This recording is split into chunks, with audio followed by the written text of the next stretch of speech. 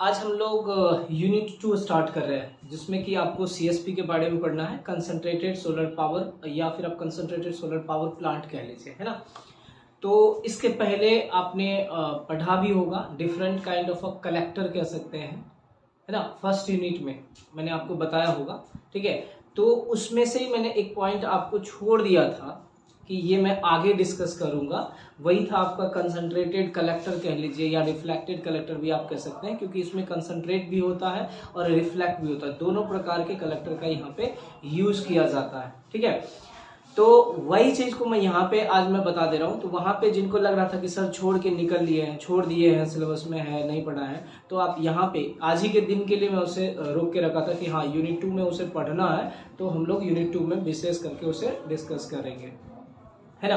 तो चलिए इसके बारे में बता दूं कि जैसे सोलर कलेक्टर जो होगा एक प्रकार का, मतलब सनलाइट को कह सकते हैं कि आप एब्जॉर्ब भी कर सकता है, समझिएगा, ठीक है। सनलाइट को एब्जॉर्ब करके कहिए, या फिर कहीं कहीं आप देखिएगा कि सनलाइट को कंसंट्रेट करता है। एब्जॉर्ब एक तरह से नहीं कर सकते, सनलाइट को कंसंट्रेट करता है। अब बोलिएगा सर कंसंट्रेट कैसे करेगा। कंसंट्रेट करने के लिए हो सकता है कि कोई एक ऑब्जेक्ट होगा। फॉर एग्जांपल मैं आपको ऐसा बता दूं, यहाँ पे ध्यान देना, ठीक है, कि मान लेता हूं मैं ऐसा कोई भी, आप कभी बचपन में ही देखे होंगे आप, ठीक है, कि कुछ इस तरह का एक लेंस रहता था हमारे पास में, और इस लेंस को हम क्या करते थे कि सन अगर यहाँ पे है तो सनलाइट यहाँ पे आता था, ठीक है, यहाँ पे लेंस के ऊपर आया, और इसके नीचे में आप कुछ कागज का टुकड़ा ऐसे करके रख लेते थे, जिसको कि जलाने में यूज करते थे, जल जाता था। यूज क्या मतलब जलाने के लिए आप एक्सपेरिमेंट करते रहते थे, है ना। तो ये हमारा क्या था, एक लेंस टाइप से था, जिसमें हम क्या कर रहे थे कि सारे के सारे सनलाइट को कंसंट्रेट कर रहे थे, किसी एक पॉइंट पे फोकस कर रहे थे, और उसी पॉइंट पे हम क्या कर रहे थे, कागज के टुकड़े को रख रहे थे, पेपर वगैरह पीस कह सकते हैं आप, पेपर को रख रहे थे, और पेपर जो है कुछ समय के बाद में जल उठता था, है ना। इसका क्या मतलब हुआ, सनलाइट को हम कंसंट्रेट कर रहे थे, और कंसंट्रेट होने की वजह से किसी एक पॉइंट पे कह लीजिए कि बहुत अधिक हीट हो जा रहा था, और अधिक हीट होने की वजह से पेपर क्या हो रहा था, जल जा रहा था। या कभी कभी आप ऐसा भी देखे होंगे कि क्लास में ही हम लोग कभी कभी देखते होंगे, बैठे रहते थे, बचपन की बात बता रहा हूँ, अभी तो आप लोग मैच्योर हो चुके हो, समझदार हो गए हो काफी। तो बचपन में हम लोग क्या करते थे, घड़ी रहता था, हाथ में घड़ी रहता था क्लास में, और क्या करते थे, उस पे सनलाइट आता था, तो हम क्या करते थे ना, किसी के ऊपर ऐसे घुमा घुमा के रिफ्लेक्ट कराते थे, याद है। कुछ ऐसा अगर किए होंगे तो डेफिनेटली, तो वो क्या हो गया, एक तरह से रिफ्लेक्टर हो गया। हम किसी एक पॉइंट पे रिफ्लेक्ट करवाते थे, किसी के फेस पे ऐसे करके रिफ्लेक्ट करवाते थे, बस उसे तंग करने के लिए, है ना। तो जस्ट लाइक रिफ्लेक्टर, तो वैसा भी हम यहाँ पे यूज करते हैं वाटर को गर्म करने के लिए। दैट इज, इसलिए हम इसको एक तरह से कह सकते हैं कि यह भी आपका जो है मतलब कलेक्टर है, ठीक, जो कि पानी को गर्म करने में। अब देखो यहाँ पे पानी गर्म करने का मतलब है कि आप पानी गर्म भी कर सकते हो, ऐसा नहीं है कि नहीं हो सकता, लेकिन सिर्फ पानी गर्म करके हम क्या करेंगे, तो इंडस्ट्री में बहुत सारा एप्लीकेशन है, तो वहां पे भी आप इसका यूज कर सकते हो। साथ साथ में वह जो पानी गर्म होता है, अगर आप उसको अधिक टेम्परेचर पे गर्म करते हो तो वह वाटर वेपोराइज होना स्टार्ट हो जाता है ना। वह वाटर क्या होगा, वेपोराइज होना स्टार्ट हो जाता है, और जब वाटर वेपोराइज हो जाता है तो उस वेपर का आप इस्तेमाल कर सकते हो कहाँ, याद कीजिए कि मतलब एक तरह से इलेक्ट्रिसिटी जनरेशन में, इलेक्ट्रिसिटी को जनरेट करने में उस वेपर का इस्तेमाल, जैसे कि आप थर्मल पावर प्लांट में पढ़े होंगे, या फिर न्यूक्लियर पावर प्लांट में पढ़े होंगे कि कैसे हम मतलब वाटर को वेपोराइज करते थे, स्टीम मिल जाता था, उस स्टीम को कंट्रोल करके प्रेशराइज्ड करके हम लोग टरबाइन पे देते थे, टरबाइन पे देने के बाद फिर अल्टरनेटर, मतलब सब साथ में रोटेट करता था और इलेक्ट्रिसिटी मिल जाता था। सेम कॉन्सेप्ट हम यहाँ पे भी यूज करने वाले हैं, है ना, कि यहाँ पे भी हम इलेक्ट्रिसिटी जनरेट करेंगे with the help of different kinds of collector, ठीक है ना। इस चैप्टर में उसके बारे में हम लोग डिस्कस करेंगे, क्लियर ना। अलग अलग प्रकार के कलेक्टर होते हैं। अब कलेक्टर भी कह सकते हैं, समटाइम्स इसको रिफ्लेक्टर भी कहा जाता है, क्योंकि सनलाइट को रिफ्लेक्ट करके किसी एक पॉइंट पे फोकस करता है, और वह पॉइंट उसका फोकस पॉइंट होता है ना। अलग अलग प्रकार के हैं। अब इसमें देखिएगा कि जो कलेक्टर है वह अधिक अलग अलग टेम्परेचर के लिए भी यूज किया जाता है, क्लियर। और इसमें से आप कह सकते हैं, जैसे आपने पढ़ा होगा फ्लैट प्लेट कलेक्टर, याद कीजिए वाटर हीटर जो आप पढ़ रहे थे तो फ्लैट प्लेट कलेक्टर पढ़े थे, तो वहां पे आप जब यूज कर रहे थे तो उसका टेम्परेचर बिलो 100 मतलब अप टू 100 डिग्री रह जा रहा था, इसलिए उस वाटर को वेपराइज नहीं कर पा रहे थे। मतलब वाटर को वेपराइज होने के लिए 100 डिग्री से ऊपर का टेम्परेचर का रिक्वायरमेंट होता है, मतलब तब जाकर के वह क्या होगा, वेपराइज हो सकता है above the 100 degree Celsius. But जो फ्लैट प्लेट कलेक्टर आपने पढ़ा था, है ना, या वैक्यूम ट्यूब कलेक्टर याद करो, उसी में मैंने बताया था आपको फोकसिंग कलेक्टर भी, तो वहां पे आप कह सकते हो कि कम रहता था टेम्परेचर, इसलिए वहां पे वेपराइज नहीं हो पाता था। और अभी जो हम कलेक्टर के बारे में पढ़ेंगे, यहाँ पे टेम्परेचर जो होता है मैक्सिमम कह लीजिए कि बहुत अधिक हो जाता है, 3,000 डिग्री सेल्सियस तक टेम्परेचर चला जाता है। अब सोचिए कि 3,000 डिग्री टेम्परेचर तक में अगर वाटर रहेगा तो वह वेपराइज होगा कि नहीं होगा, स्वाभाविक है वेपराइज होगा, वेपराइज होगा, और वही वेपराइज होकर के स्टीम में बन जाता है, और स्टीम का हम इस्तेमाल कर लेते हैं क्या, इलेक्ट्रिसिटी को जनरेट करने में। इसी में कहा जाता है मतलब CSP बोलते हैं ना, कन्वेंशनल सोलर पावर बोलते हैं।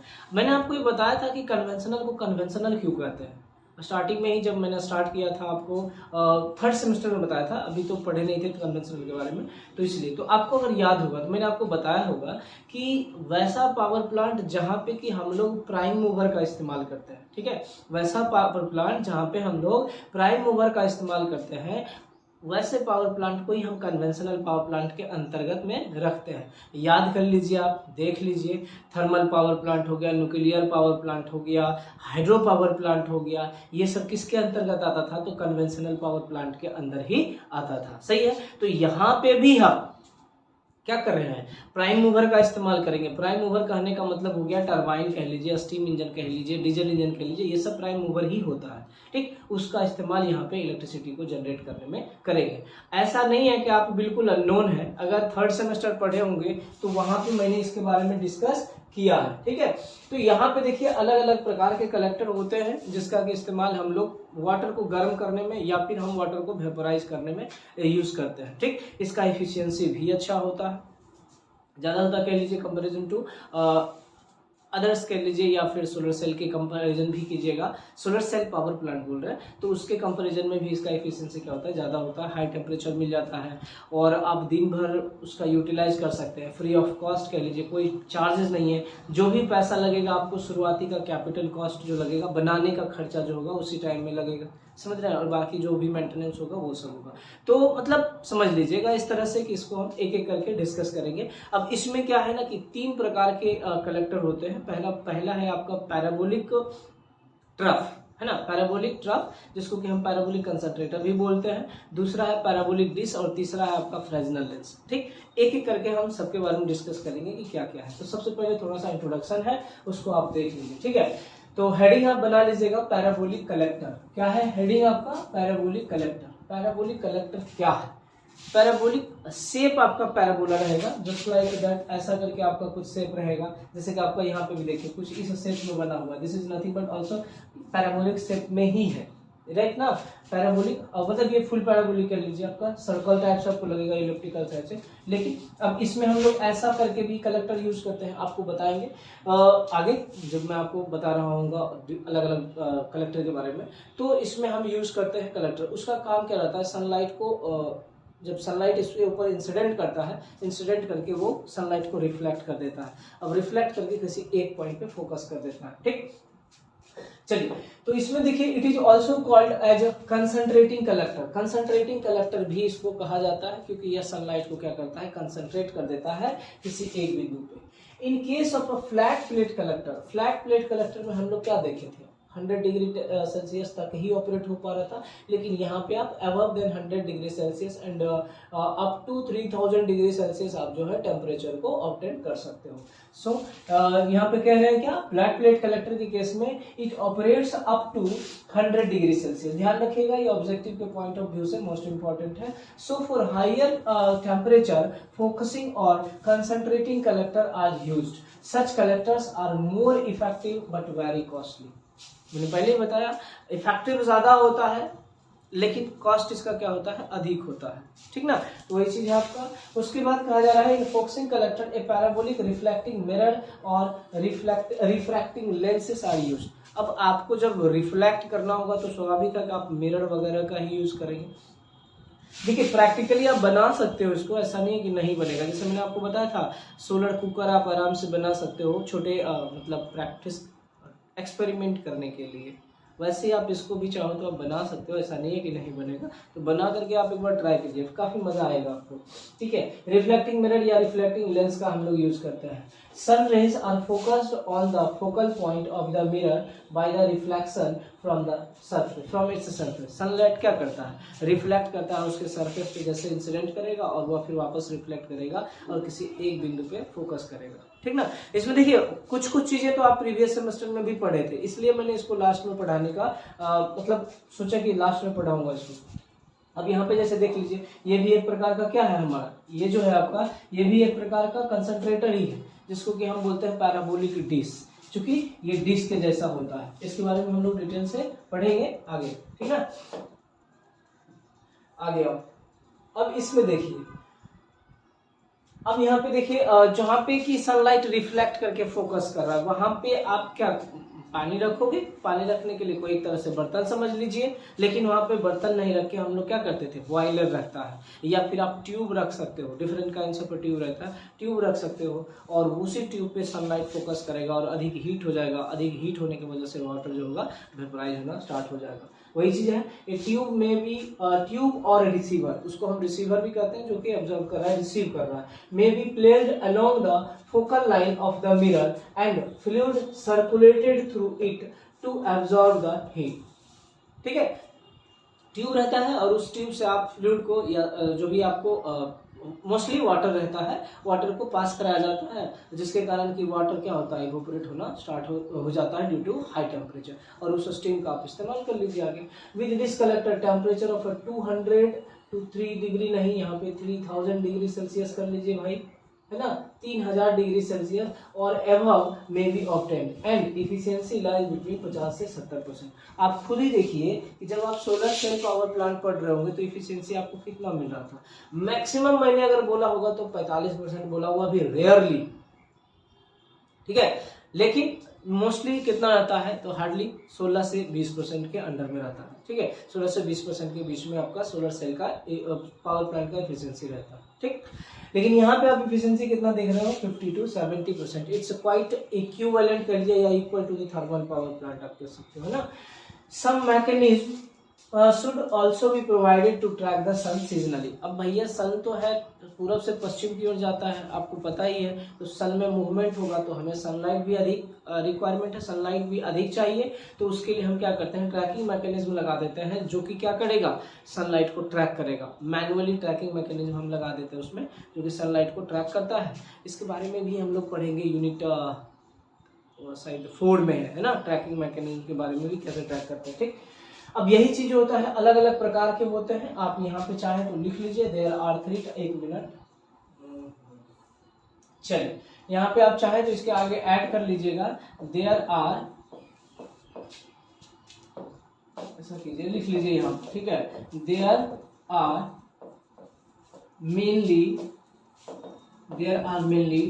3 type of concentrating collector, 3 type of concentrating collector, ठीक है। कौन कौन सा हो जाएगा, पहला लिख लीजिए आप पैराबोलिक ट्रफ,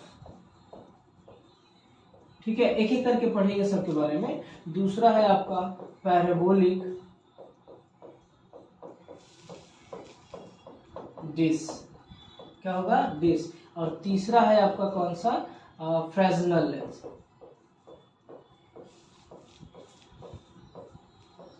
ठीक है। तो मेनली जो होता है कितने प्रकार का होता है, 3 प्रकार का होता है। एक हो गया आपका पैराबोलिक ट्रफ, दूसरा हो गया पैराबोलिक डिश और तीसरा हो गया फ्रेस्नेल लेंस। इसको आप लिख लीजिएगा, ठीक है, आपको ये पीडीएफ में नहीं मिलेगा। अब हम एक एक करके इसके बारे में डिस्कस करेंगे, ठीक है। पैराबोलिक ट्रफ, जैसे कि देखो यहाँ पे आपको डायग्राम दिख रहा है, यहाँ पे आप देखिए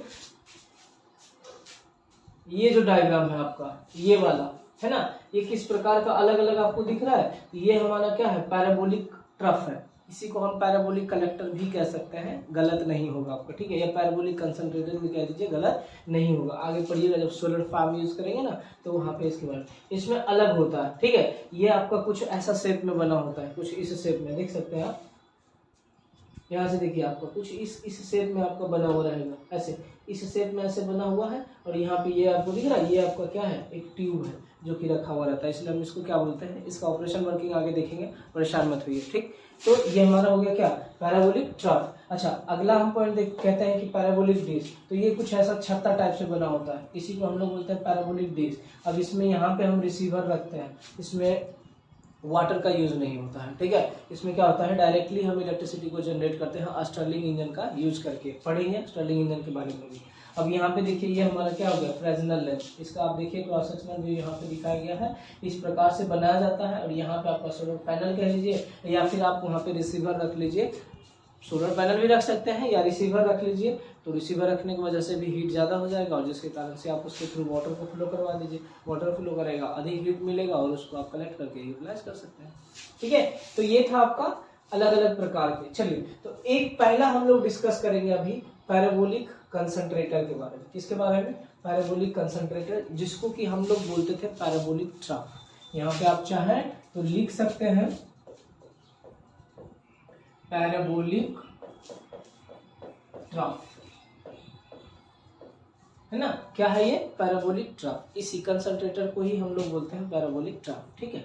इसमें आप ये देखिए, अगर ये आप ठीक से देख पा रहे हैं तो आपको यहाँ पे आप फिगर को पहले एनालाइज कीजिए कि फिगर में क्या है। और अगर फिगर आप ढंग से एनालाइज कर पा रहे हैं तो बहुत ही आसान होगा आपको समझने के लिए कि किस प्रकार से आप कर सकते हैं। देखिए यहाँ पे क्या है ना, आपका बनाया हुआ जो है कुछ इस प्रकार से, देखिए यहाँ पे ऐसे करके बनाया हुआ है, ठीक है। यहाँ पे क्या है, ये कुछ इस प्रकार से ऐसे करके बना हुआ है, जस्ट इस शेप में, है ना, ऐसे शेप में, अर्धवृत्त कह सकते हैं आप, ऐसा कह लीजिए। एक मिनट रुको, इसका डायग्राम है क्या आगे, हाँ देखो ऐसा शेप बना हुआ है ना, देखो इस शेप का बना हुआ रहता है। यहाँ पे भी देखो साथ में आपको दिख जाएगा, देखो यहाँ पे कुछ ऐसा करके ये बना हुआ है, ठीक, ये कुछ ऐसा करके बना हुआ है, ये देखो कुछ ऐसा करके आपको बना हुआ है, समझ में आ रहा है, कुछ इस शेप में हमारा बना हुआ रहता है, ठीक है। इसलिए हम इसको क्या बोल रहे हैं, पैराबोलिक ट्रफ या फिर पैराबोलिक कलेक्टर। उसके बाद आप अगर देख पाएंगे तो ये सब आपका क्या है, ये सब पूरा प्लेन एरिया है, सब पे रिफ्लेक्टिंग बना होगा कि सनलाइट आए और रिफ्लेक्ट कर जाए। तो इस ये जो मिरर यूज किए हैं यहाँ पे, जनरली कंकेव मिरर भी यूज किया जा सकता है। तो ये जो मिरर आपने यूज करा है ना, यहाँ पर से हमको इस तरह से अरेंज करना है ना कि सनलाइट रिफ्लेक्ट करके उसके फोकल पॉइंट पे चला जाए, ठीक है। सनलाइट रिफ्लेक्ट करके उसके फोकल पॉइंट पे चला जाए, और जैसे ही सनलाइट रिफ्लेक्ट करके उसके फोकल पॉइंट पे जाएगा, आपको ये सोचना है कि उसके फोकल पॉइंट पे ही हमें एक रिसीवर या एक ट्यूब लगा देना। यहाँ पे बॉयलर नहीं यूज करते, ठीक, ध्यान दीजिएगा। यहाँ पे क्या करेंगे, हम एक ट्यूब लगा देंगे, जैसे कि आप यहाँ पे देख सकते हो, ये आपका क्या होगा, एक ट्यूब लगा हुआ है, ठीक, क्या लगा हुआ है, एक ट्यूब लगा हुआ है। और यही ट्यूब जो है आपको अरेंज करना है। अब देखिए ये तो छोटा सा पार्ट है, अब ऐसा नहीं है कि आपको ये इतना सही में काम हो जाएगा भाई। जब आप मास पे आप प्रोडक्शन करना चाहोगे, लार्ज स्केल पे आप इलेक्ट्रिसिटी प्रोड्यूस करना चाहोगे ना, तो वहां पे आपको ये बहुत ज्यादा लगाना पड़ेगा, मतलब नंबर ऑफ रिफ्लेक्टर्स लगाना पड़ेगा, फिर इसके साथ में नंबर ऑफ ट्यूब्स भी रहेगा, तब जाकर के बहुत अधिक स्केल पे आप इलेक्ट्रिसिटी, मतलब अधिक स्केल पे आपको स्टीम मिलेगा, और फिर जाकर के आप इलेक्ट्रिसिटी का यूटिलाइज कर सकते हैं, ठीक है। बहुत सारा लगा रहेगा। तो यहाँ पे आप इस चीज को समझिए पहले, ये हमारा क्या हो गया, पैराबोलिक रिफ्लेक्टर, ठीक है। और ये हमारा क्या हो गया, रिसीवर ट्यूब, ये ट्यूब रखा रहेगा, ठीक। अब इसमें आप इवैक्यूएट भी कर सकते हैं ताकि अधिक से अधिक हीट बना रहे, just like an evacuated tube collector, आप जैसा पढ़े थे। अब इसमें क्या होता है ना, एक एंड से पानी दिया जाता है और दूसरे एंड से पानी लिया जाता है। स्वाभाविक है कि एक एंड से जब आप पानी दोगे दैट विल भी क्या होगा, पूल्ड होगा, नॉर्मल कह लीजिए, ठीक है, पूल्ड नहीं कर सकते, इसको हम नॉर्मल कह लेते हैं।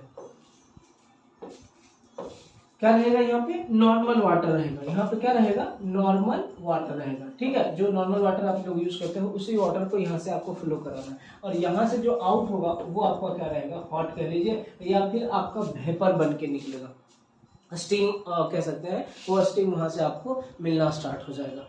समझ रहे हैं? हाई टेम्परेचर पे देखो होता क्या है एक्चुअली, सनलाइट मान लो कि यहाँ पे कहीं पे सूर्य है, कोई दिक्कत नहीं है, सनलाइट जो होगा यह डायरेक्टली यहाँ पे आएगा, कहीं ना कहीं इस पे इसके सरफेस पे आएगा और रिफ्लेक्ट करके ये वापस कहाँ पे आएगा भाई, रिफ्लेक्ट करके इस ट्यूब पे जाएगा। जैसे कि आपको यहाँ पे दिखाया गया, देखो ये रेड कलर का है ना, ये सनलाइट आ रहा है और रिफ्लेक्ट करके यहाँ आया, यहाँ देखो ये आया और यहाँ रिफ्लेक्ट करके आया, यहाँ से अगर इधर भी आप देखो तो ये आया और यहाँ से ऐसे करके रिफ्लेक्ट कर रहा है। रिफ्लेक्ट करके आप देखोगे ना तो सारा का सारा रिफ्लेक्टेड बीम जो है वह इसी ट्यूब पे आ रहा है, इधर उधर नहीं जा रहा है। क्या हो रहा है, इसी ट्यूब पे आ रहा है और सारा का सारा सनलाइट जो है रिफ्लेक्ट करके इस ट्यूब पे आएगा तो डेफिनेटली क्या होगा, बहुत अधिक हीट हो जाएगा और बहुत अधिक हीट हो जाएगा तो मेनली आपको क्या है, हीट मिल गया तो आप वाटर का यूटिलाइज कीजिए और वाटर जैसे ही आप फ्लो करवाएंगे आपको वह वाटर किस चीज में कन्वर्ट होने लगेगा, स्टीम में,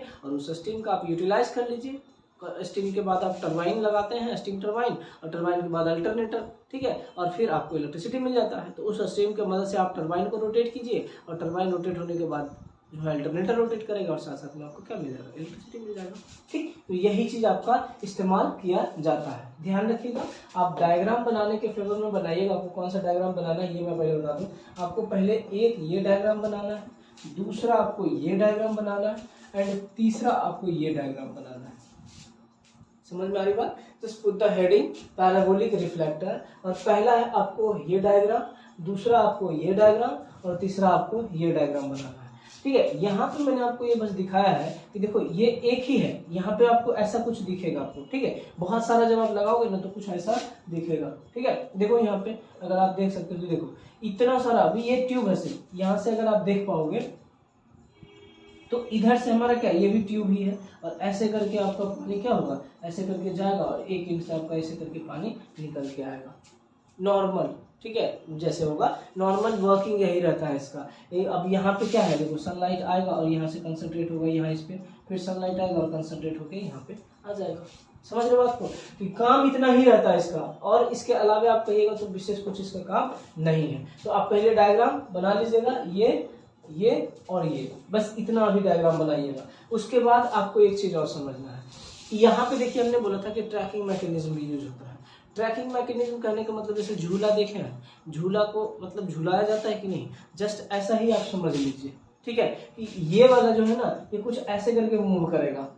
ठीक है, ये इधर से ऐसे होगा और इधर से ऐसे होगा, ये कुछ इस ऐसे करके मूव करेगा। इसमें हमें मतलब एक तरह से कहिए कि टेम्परेचर सेंसर लगा दो या फिर लाइट सेंसर लगा दो, कि जिधर अधिक लाइट रहेगा उधर ये हमारा क्या होगा, घूम जाएगा, है ना, तो अधिक से अधिक हीट मिलेगा। अभी मान लो जैसे यहाँ पे सूर्य है तो आपका ये जो पूरा कलेक्टर है आपका इस डायरेक्शन में आ जाएगा कि यहाँ पे सारा सनलाइट है। बट एक चीज ध्यान रखना है कि जब भी कभी ये एडजस्ट हो रहा होगा, ट्रैकिंग मैकेनिज्म की मदद से आप इसको रोटेट कर पा रहे हो, उसके बाद भी ये ट्यूब जो है ये क्या रहेगा, कांस्टेंट रहेगा। ये ट्यूब फिक्स रहेगा, कांस्टेंट कह रहा है फिक्स रहेगा, उसमें किसी प्रकार का कोई मूवमेंट नहीं होगा। ठीक, और ये क्या होगा, ये वाला सिर्फ और सिर्फ रिफ्लेक्टर हमारा मूव करेगा सिर्फ और सिर्फ एक एक्सिस से, ना कि उसको आप मल्टीपल एक्सिस में या फिर 2 एक्सिस से कर सकते हो। बस इस तरह से आप ऐसा करके ऐसे कर सकते हो।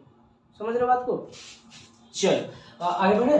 तो आप पहले ये डायग्राम बना लीजिएगा। देखिए इसी के बारे में आपको बता दूं क्या क्या लिखना है और आप लिख भी लीजिएगा, राइट। देखो उसके बाद मैं आपको वर्किंग भी समझा दूंगा क्या है, उसमें से बहुत कुछ आपको पता भी है। ठीक है, देखो ए parabolic trough is a type of solar thermal collector that is straight in one dimension and curved as a parabola in the other two lined with the polished metal mirror। यहाँ पे हम देखते हैं ये सारा सरफेस जो है ना पॉलिश किया हुआ है। ठीक है, पॉलिश क्यों किया गया है, ताकि सनलाइट जितना भी आए वो इजीली हमारा क्या हो, रिफ्लेक्ट हो जाए। ऐसा नहीं कि उसमें ऑब्जर्व, भाई काफी प्लेन सरफेस रहेगा और प्लेन रहेगा तो डेफिनेटली सनलाइट क्या होगा, रिफ्लेक्ट करेगा ही करेगा। इसलिए इसको हम क्या किए, पॉलिश कर दिए हैं। वो इसमें हम 1 एक्सिस ही बनाए हैं। ये आपका स्ट्रेट है, 1 डायमेंशन है, यहाँ से लेकर सीधा बना हुआ रहता है आपका। ठीक है, और सीधा बना रहता है और क्या है, ये कर्व्ड हो रखा है। ठीक ना, ये क्या है, कर्व हो रखा। It is set of a concave mirror, concave mirror का भी आप कह सकते हैं, कंकेव मिरर भी आप यूज कर सकते हैं क्योंकि वह भी क्या करता है, सनलाइट को रिफ्लेक्ट करता है। It is a set of a concave mirror that concentrate solar rays on the receiver tube which is located on the focus. यहाँ पे आपने क्या रखा, देखो अगर ये सब आपका सपोर्टिंग स्ट्रक्चर है भैया, ध्यान रखिएगा, क्योंकि आप जमीन पे तो नहीं रख रहे हो इसको जमीन से ऊपर रख रहे हो, तो वो सपोर्टिंग स्ट्रक्चर भी चाहिए, और ये सपोर्टिंग स्ट्रक्चर है, और इसमें ये देखो ये वाला हमारा क्या है, ट्यूब है, ये ऐसे करके बहुत सारा आपका कह सकते हैं ये वाला ट्यूब लगा हुआ है, और सनलाइट आ रहा है और यहाँ पे क्या हो रहा है, रिफ्लेक्ट करके ट्यूब पे आ रहा है। जैसे कि आप इस चीज को देख सकते हो, यहाँ से सनलाइट आया, सनरेज, और ये रिफ्लेक्ट होकर ट्यूब पे आ गया, ये सनलाइट आया और रिफ्लेक्ट होकर ट्यूब पे आ गया, ये सनलाइट आया, ये रिफ्लेक्ट होकर ट्यूब पे आ गया। तो हर एक जगह, अब ऐसा नहीं है कि किसी एक पॉइंट पे सनलाइट आ रहा है, रिफ्लेक्ट हो रहा है, यहाँ भी हो रहा होगा, यहाँ यहाँ यहाँ ऐसे करके ये पूरे ट्यूब पे जो है सनलाइट रिफ्लेक्ट कर रहा होगा, समझ रहे हैं। तो पूरा ट्यूब हमारा गर्म होगा, ट्यूब जिसको कि आप रिसीवर भी कह सकते हो, तो पूरा ट्यूब गर्म हो रहा होगा, और जब पूरा ट्यूब गर्म होगा उसके थ्रू आपको वाटर सिर्फ पास कराना है, पास करा के आप जो भी वाटर स्टीम बनेगा उसको आप कलेक्ट कर लीजिए। एक तरह से आप कह सकते हैं कि स्टीम जनरेटर भी आता है, वहाँ कलेक्ट करके स्टीम को प्रेशराइज कर लीजिए, फिर टरबाइन पे दीजिए, फिर इलेक्ट्रिसिटी जनरेट कर लीजिए। सो बहुत आसान है, ऐसा नहीं है कि नहीं है। अब इसमें आपको देखिए अगला कह रहा है कि this trough can track the sun around one axis to ensure highest possible efficiency. मैंने क्या बोला था, इसको आप एक एक्सिस में रोटेट कर सकते हो, मतलब सनलाइट जो होगा एक एक्सिस में आप इसको रोटेट करके उसको ट्रैक कर सकते हो, ठीक है। तो वही चीज था आपका, मतलब ट्रैक करने का मतलब देखो एक एंड आपका यहाँ है, ऐसे समझ लो कि एक एंड यहाँ है और एक एंड यहाँ है, बस इस एंड से ऐसे लाना है और फिर ऐसे जाएगा, ऐसे आएगा और ऐसे जाएगा, कुछ इस तरह से। यही चीज आपका देखो कुछ इस तरह से इधर आएगा, ऐसे भी जाएगा, तो ये वन एक्सिस ही है। ऐसा नहीं है कि इसको ऐसे करके भी आप रोटेट कर रहे हो, समझ रहे हो। जैसे अब मान लो ये है ना, ऐसे अगर है तो ये सिर्फ ऐसे ऐसे हो रहा है, ये सिर्फ ऐसे होगा इधर, ऐसे होगा इधर, ऐसे करके ये हम बोल रहे हैं, तो इसी को हम वन एक्सिस बोलना चाह रहे हैं, ठीक। अगर मान लो ऐसे ऐसे भी हो रहा है और ऐसे ऐसे भी रोटेट करेगा, यू कुछ ऐसे भी, तो फिर हमारा टू एक्सिस हो जाएगा, जो कि पैराबोलिक डिश होता है। One axis only this much, like this only it will track the sunlight, ठीक है। चलो आगे बढ़े। तो आप देखो, अब एक चीज एक ऑब्जेक्टिव के लिए मैंने लिखा है कि CR रेंज, इसका CR क्या होता है, कंसंट्रेशन रेंज, कंसंट्रेशन रेशियो होता है, ये भी मैंने बताया था। देखो पढ़ा हुआ है, ऐसा नहीं है कि नहीं पढ़ा हुआ है। कंसंट्रेशन रेशियो क्या होता है, देखो यहाँ से लेके यहाँ तक ऐसे जो होता है, ये होता है एपर्चर डायमीटर, इसको बोलते हैं, क्या बोलते हैं, एपर्चर डायमीटर बोलते हैं। एपर्चर मतलब होता है द्वार, मतलब कितना सनलाइट आ रहा है, जिससे घुस रहा है उसी को हम बोल रहे हैं एपर्चर, ठीक है। तो ये हमारा हो गया, ये एपर्चर डायमीटर हो गया। अब देखो ये पूरा का आप देखोगे यहाँ से लेके यहाँ तक, तो इसका कुछ ना कुछ क्या होगा, एरिया भी होगा, तो इसको हम बोलेंगे क्या, एपर्चर एरिया, ठीक है। क्या बोलेंगे, एपर्चर एरिया। अब देखो उसके बाद ये रिसीवर है, ये रिसीवर जो है इसका भी कुछ ना डायमीटर होगा, तो उसका भी कुछ एरिया होगा। तो कंसंट्रेशन रेशियो जो होता है area of aperture of the system, ठीक है, या फिर आप कह सकते हो aperture area of the system. कहने का मतलब ये जो कलेक्टर है इसका पूरा aperture area to the area of receiver, ये वाला जो ट्यूब है उसका एरिया, ठीक है, ये वाला जो ट्यूब है उसका एरिया, ये ट्यूब जो है उसका एरिया, दोनों को आप डिवाइड करोगे तो एक रेशियो मिलेगा, नंबर मिलेगा, कह सकते हैं रेशियो क्या मिलेगा, नंबर मिलेगा, जिसका कोई यूनिट नहीं होगा, बिकॉज ऊपर भी एरिया और नीचे भी एरिया, दोनों का जो यूनिट होगा दोनों कैंसिल हो जाएगा, इसलिए इसको ये यूनिटलेस है। जितना ज़्यादा कंसंट्रेशन रेशियो होगा उतना बढ़िया है, मतलब वाटर को हीट करने के लिए, ठीक। इसको आप ऑब्जेक्टिव के पॉइंट ऑफ व्यू से याद रखिएगा, कंसंट्रेशन रेशियो पूछ भी सकता है, कंसंट्रेशन रेशियो क्या होता है, ठीक है। अब एक चीज आपको इसी में ऑब्जेक्टिव पूछ देगा आपसे कि ये बता दीजिए कि जो सोलर कलेक्टर होता है किस प्रकार का सनलाइट को एब्जॉर्ब करता है, रिफ्लेक्ट करता है। तो यहाँ पे देखिए डिफ्यूजन रेडिएशन, किस प्रकार का रेडिएशन, डिफ्यूजन रेडिएशन और बीम रेडिएशन, दोनों को ये यूटिलाइज कर सकता है, ठीक है। चलो आगे हम देखते हैं। तो ये डायग्राम आप बना लिए होंगे उम्मीद था, बाकी और कुछ नहीं, जितना बता रहा हूँ उतना ही करना, अधिक करने का नहीं है। मतलब ऐसा नहीं है कि आपको ये भी बनाना है ये भी बनाना, नहीं, हाँ ये नोट्स में लिखना जरूर है, एंड आफ्टर दैट आपको ये डायग्राम बनाना है ताकि कंस्ट्रक्शन आसानी से समझा जा सके। यहाँ पे भी देखो, अगर देख पाओ तो ये वाला भी हमारा क्या है, एक प्रकार का वही हमने रिफ्लेक्टर बनाने का कोशिश किया है, और ये हमारा क्या है, ट्यूब है, यहाँ सनलाइट आएगा, इस पे आपको क्या करेगा, ये सब इधर रिफ्लेक्ट होते जाएगा।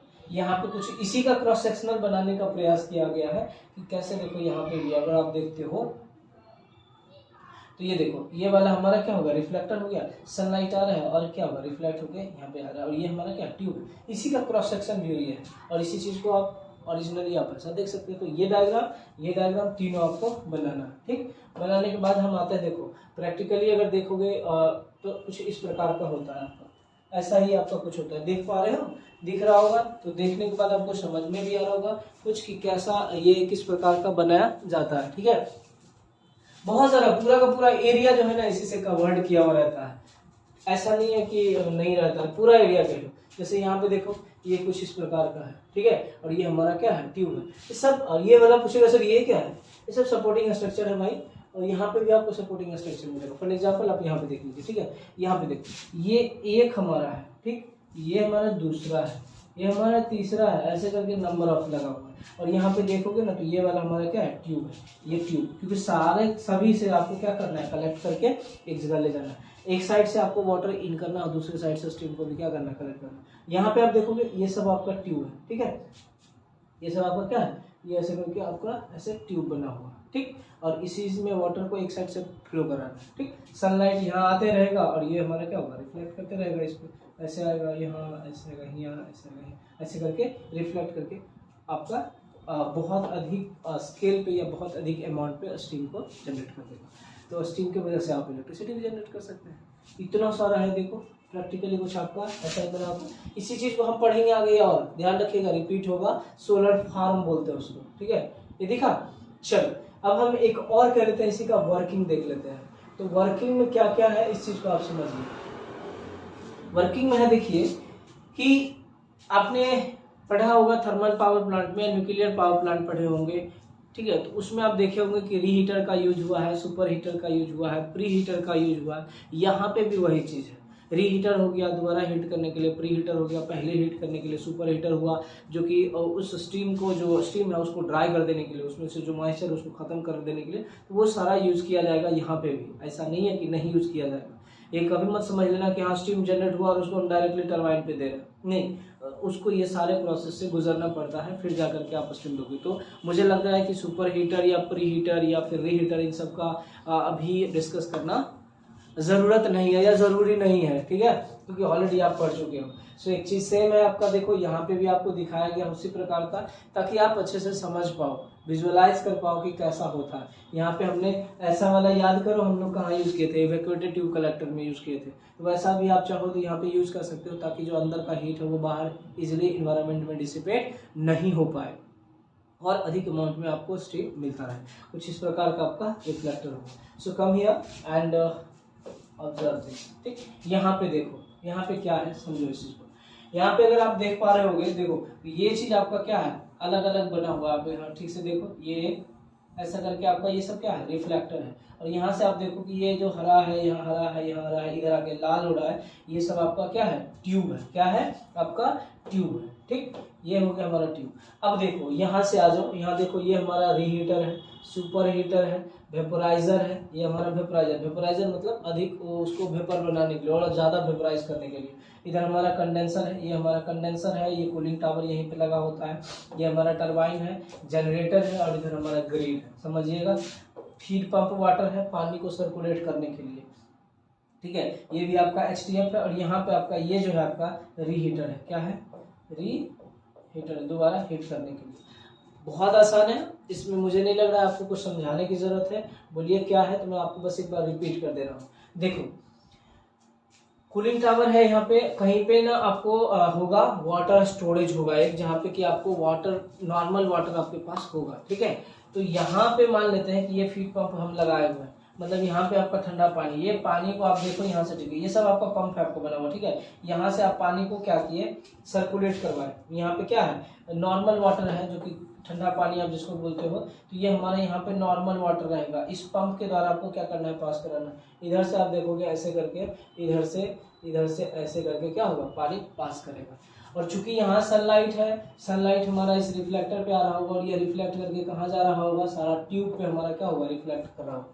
अब ये मत समझना कि सर जब सनलाइट का डायरेक्ट लाइट ट्यूब पे नहीं पड़ेगा, हाँ वो भी पड़ेगा, लेकिन सोचो कि ये सब रिफ्लेक्टर ना यूज करें तब इस ट्यूब पे कितना लाइट पड़ेगा, और अभी जब हम सारा सनलाइट को रिफ्लेक्ट करवा रहे हैं इस पे तब कितना लाइट पड़ेगा, तब कितना जनरेट होगा टेम्परेचर, इस चीज को समझिएगा, ठीक है।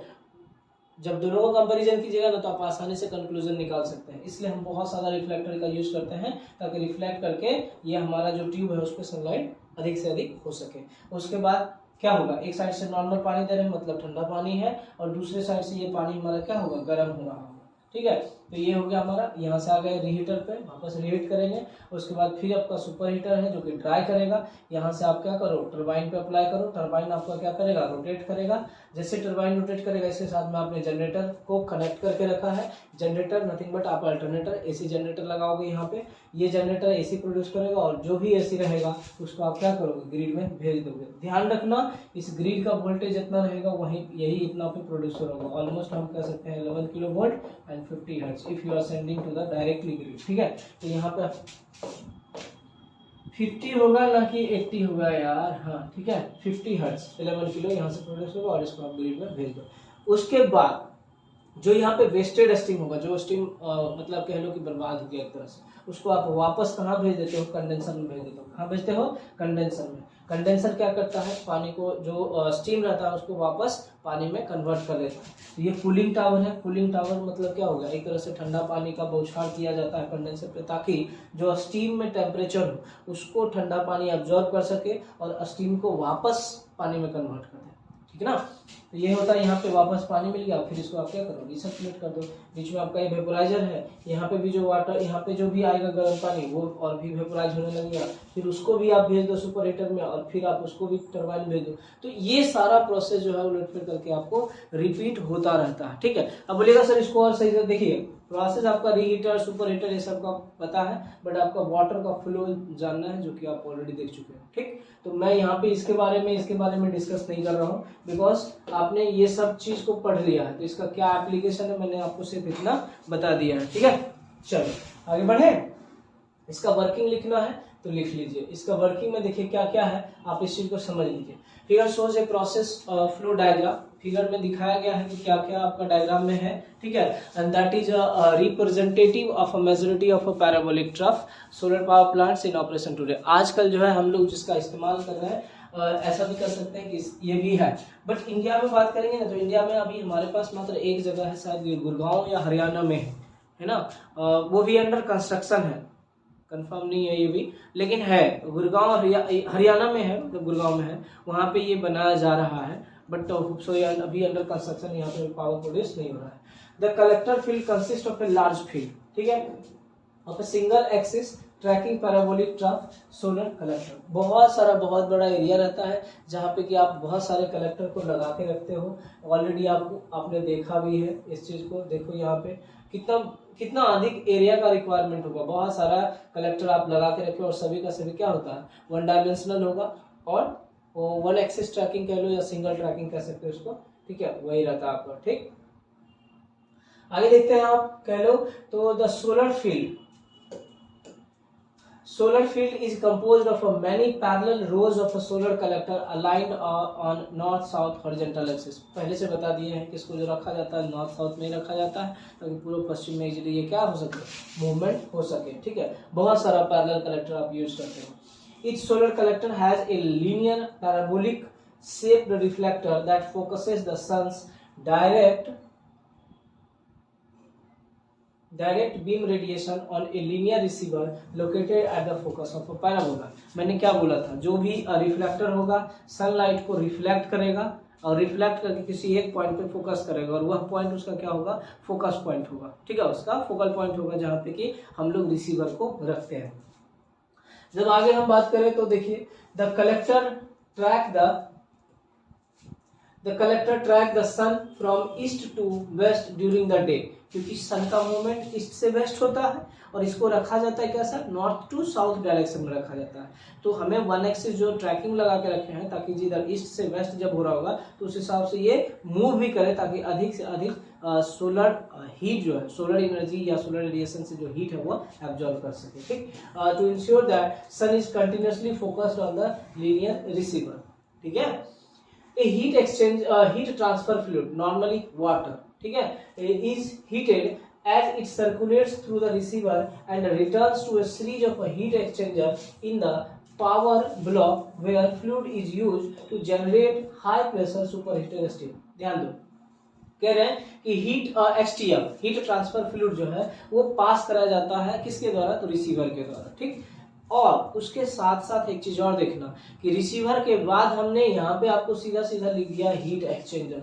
हीट एक्सचेंजर लिखा है जिसमें कि आपका सारा चीज आ गया, super heater, pre heater, economiser जो भी रहेगा, इकोनोमाइजर वगैरह सब यूज होगा भाई, ऐसा नहीं सोचना नहीं होगा। हीट एक्सचेंजर, उसके बाद आपका फ्लूइड को पास करवाया जाता है और उसी फ्लूइड को वापस फिर रिसर्कुलेट भी किया जाता है, ऐसा नहीं है कि नहीं किया जाता है रिसर्कुलेट, ठीक। और देखो